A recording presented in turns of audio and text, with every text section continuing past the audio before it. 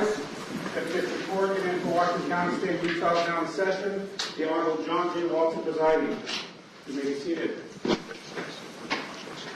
morning, ladies and gentlemen. Welcome to District Court. We are here this morning in the matter of State of Utah versus Jodi Hildebrandt, case 231501763. Mr. Clark and Mr. Sham are here representing the state of Utah, and Mr. Terry is here with Ms. Hildebrandt.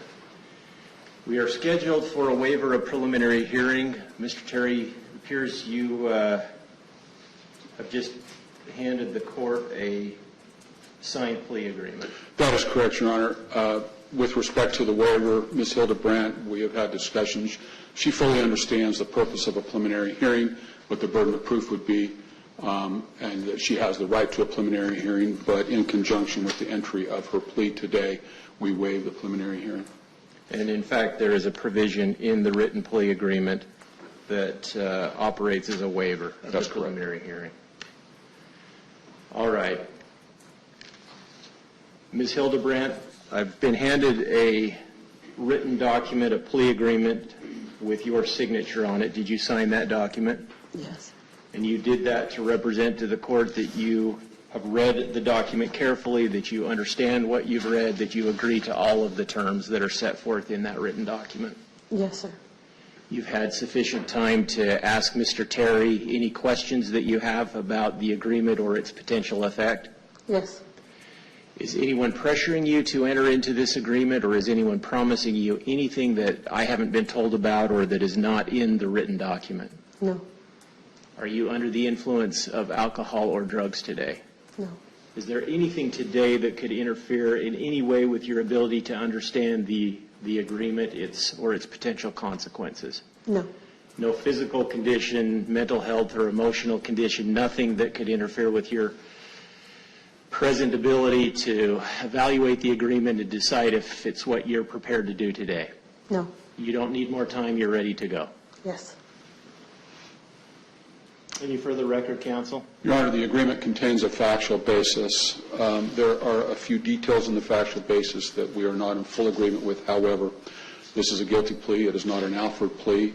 The factual basis sets forth facts that we agree with, that Ms. Hildebrandt agrees with, that are sufficient for the court to accept her plea with respect to the 4 counts to which she is pleading guilty. And so we ask the court to accept her plea agreement. And apart from what is in the written factual base in the plea agreement, you have, I'm assuming, reviewed voluminous discovery. You don't dispute whether there is an actual or an adequate factual basis?